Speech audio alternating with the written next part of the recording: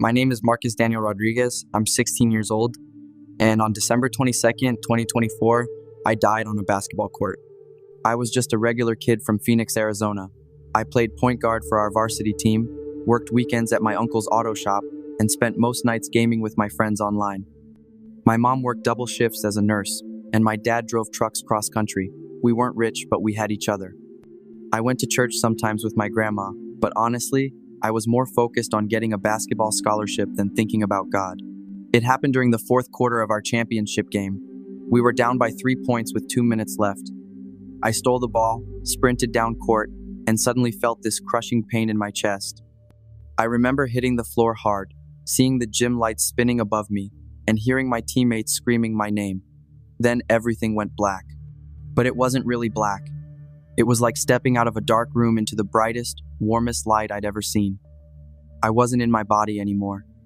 I could see the paramedics working on me down there on the court, my coach crying, my mom pushing through the crowd, but I felt no panic, just this incredible peace washing over me like warm water. Then I heard footsteps behind me. I turned around, and there he was. Jesus. I can't really describe what he looked like.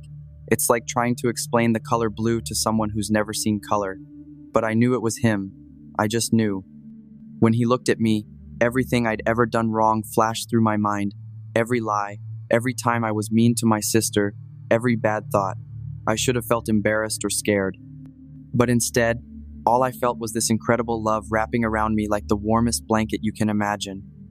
Marcus, he said, and his voice was like thunder mixed with my mom's lullabies. Walk with me. We started moving, but it wasn't like walking on earth. We were floating through what looked like clouds, but they were alive somehow, glowing with soft colors I don't have names for. I wanted to ask a million questions, but all I could do was follow him. Lord, I finally whispered, am I dead?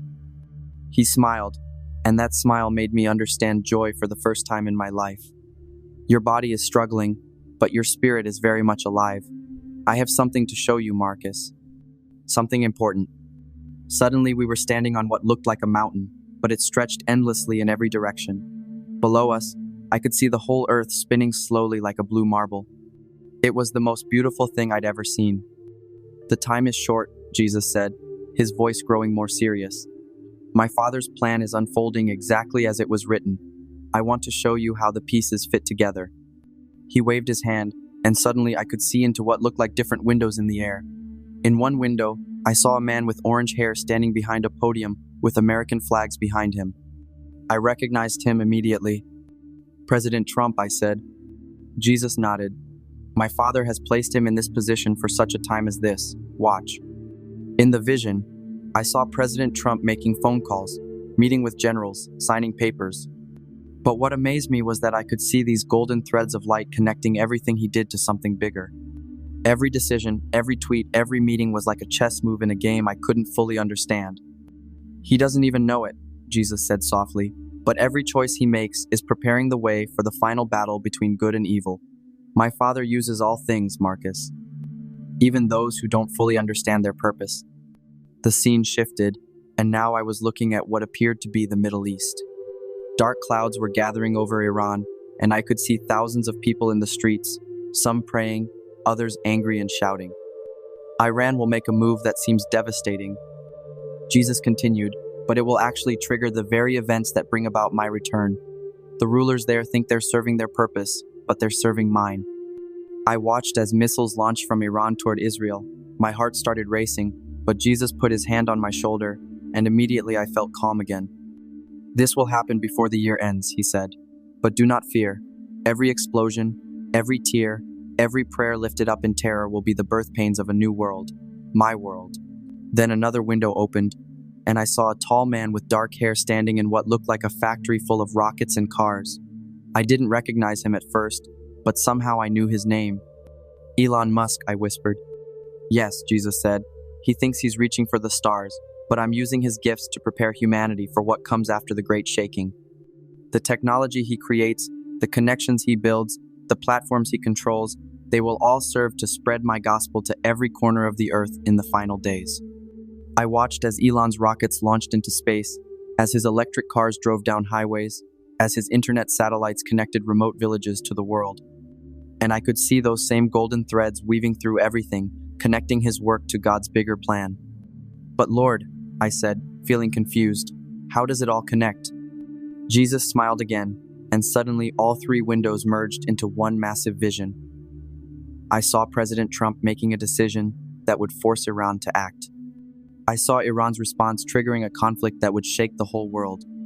And I saw Elon's technology being used to broadcast the gospel during the chaos, reaching people who had never heard the name of Jesus before. The enemy thinks he's winning when chaos comes, Jesus explained. But chaos is just the cracking of the old world to make room for the new. Trump, Iran, Elon, they're all part of my father's symphony, Marcus, each playing their part whether they know it or not. I saw Christians around the world falling to their knees in prayer as the conflicts began. I saw Muslims and Jews and people of every faith crying out to heaven for peace. And I saw Jesus himself preparing to step back into the world, not as a baby in a manger this time, but as a king coming to claim his throne. When will this happen? I asked. Sooner than most people think, he said, but later than the fearful believe. My father's timing is perfect, Marcus. Not a moment too early, not a second too late. The visions faded, and we were back on the mountain overlooking the earth. I felt overwhelmed by everything I'd seen, but also strangely excited. Why are you showing me this? I asked. Jesus turned to face me fully, and his eyes were filled with both love and urgency. Because you're going back, Marcus, and you're going to tell people what you've seen. My heart sank. I don't want to go back, Lord. It's so beautiful here, so peaceful. Down there is just hard. He reached out and touched my face, and I felt like a little kid being comforted by the best father in the universe. I know, son, but your mission isn't finished. Your mom needs you. Your little sister needs you. And the world needs to hear what you've witnessed. Tears started flowing down my face. But who's going to believe me? I'm just a kid. I chose a child to lead my people out of Egypt. I chose a shepherd boy to defeat a giant. I chose fishermen to change the world. Age doesn't matter to me, Marcus. Faith does. He paused and looked back at the earth below us. The people you'll tell this to, some will laugh, some will doubt, some will get angry. But others will hear truth in your words and prepare their hearts for what's coming. That's all I need. A few prepared hearts. I wanted to argue, wanted to beg him to let me stay, but something in his eyes told me the decision was already made. There's one more thing, he said. He reached into what looked like a pocket of light and pulled out something that looked like a golden seed. Take this with you. He placed it in my hand, and immediately I felt electricity shoot through my whole body. What is it? Hope, he said simply. When the chaos comes, when people are afraid, when it looks like evil is winning, you remember this feeling. You remember that I am in control. You remember that every tear will be wiped away, every wrong will be made right, and every knee will bow. The golden seed dissolved into my skin, and I felt it settle somewhere deep in my chest, right next to my heart. It's time, Jesus said. Will I see you again, I asked. He smiled that incredible smile one more time, sooner than you think. Suddenly I was falling, not scary falling, but gentle falling, like being lowered by invisible hands. The light grew brighter and brighter until it was almost blinding, and then I gasped. The first thing I felt was pain shooting through my chest like lightning. The second thing I heard was my mom screaming my name through her tears. The third thing I saw was a paramedic staring at me with the most shocked expression I'd ever seen on a human face. He's back, the paramedic whispered. He's actually back. I tried to speak, but my throat felt like sandpaper. My mom grabbed my hand and squeezed it so tight I thought she might break my fingers. Marcus, baby, you've been gone for 23 minutes, she cried. Your heart stopped. They couldn't get you back. The doctor said. She couldn't finish the sentence, but I understood. I had been dead, completely dead, and somehow I was alive again. The next few days were a blur of tests and doctors and reporters. The medical staff couldn't explain what had happened. My heart was perfectly healthy. My brain showed no signs of damage from lack of oxygen. According to every machine and scan they ran, I was a normal, healthy 16-year-old boy. But I knew I wasn't normal anymore. The first change I noticed was in my prayers. Before my death, prayer felt like talking to the ceiling. Now, when I prayed, I could feel that golden seed in my chest warming up, and I knew God was listening, really listening. The second change was in how I saw people. I could look at someone and somehow sense if they were searching for God, if they were hurting, if they needed hope. It was like Jesus had given me a pair of spiritual glasses. The third change was the dreams. Almost every night, I would dream about the visions he had shown me. I would see President Trump in meetings I knew were real. I would see tensions building in Iran. I would see Elon Musk working late into the night on projects that would change everything. And slowly, carefully, I started telling people.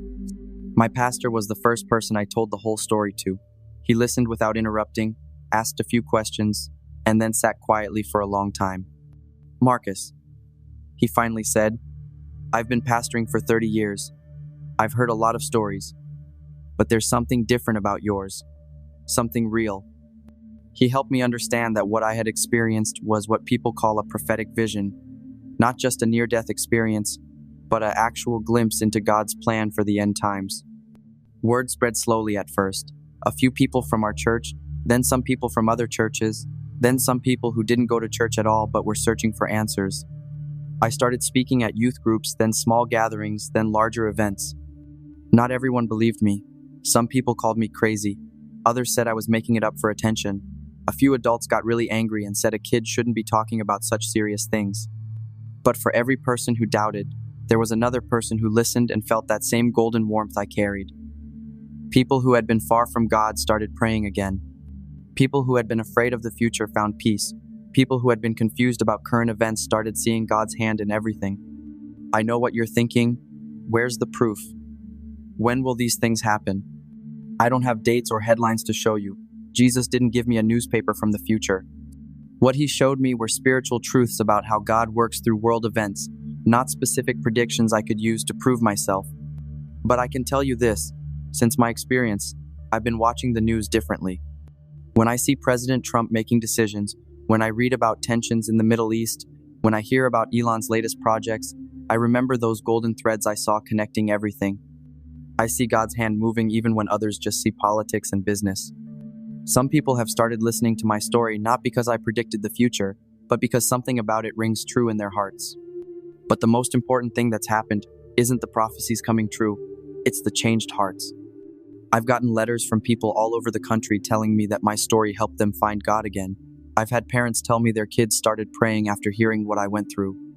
I've had elderly people tell me they're no longer afraid to die because they know Jesus is waiting for them. That's when I understood why Jesus sent me back. It wasn't really about the prophecies or the politics or the end times. It was about hope. See, when chaos comes, and it is coming, people are going to be terrified. They're going to think the world is ending and God has abandoned them. But I've seen the end of the story. I've looked into Jesus' eyes and felt his love. I've seen how every piece of confusion down here fits perfectly into his plan up there. The wars and rumors of wars, the signs in the heavens, the shaking of nations, it's not God losing control, it's God taking control. It's the old world being torn down so the new world can be built. President Trump, Iran's leaders, Elon Musk, they're all just instruments in God's orchestra. Some of them know it, some of them don't, but every note they play is part of his symphony. And the most beautiful part is that the symphony ends with Jesus coming back, not as a helpless baby, not as a suffering servant, but as a conquering king. Every tear will be wiped away. Every wrong will be made right. Every person who ever called on his name will be with him forever. I know it's hard to believe. I know it sounds impossible. 6 months ago, if someone had told me this story, I probably would have laughed. But I've been there. I've seen him. I've felt his love and witnessed his plan. And I'm telling you, with everything in me, that no matter how dark things get, no matter how scared you become, no matter how much the world seems to be falling apart, God is in control. The golden seed he placed in my heart burns brighter every day. Sometimes I think I can feel it getting ready to bloom into something amazing. Maybe that will happen when he comes back. Maybe it will happen when I see him again. I don't know. What I do know is this. If you're listening to my story and feeling that same warmth somewhere deep in your chest, that's Jesus calling you. He wants you to be part of his plan too. He wants to give you hope for what's coming. You don't have to die and come back to life to know him. You don't have to see visions to believe. You just have to open your heart and let him in. Because ready or not, the symphony is about to reach its crescendo. And when it does, you're going to want to be on the right side of the music. The time is short, but there's still time. Jesus is coming, and he's bringing hope with him.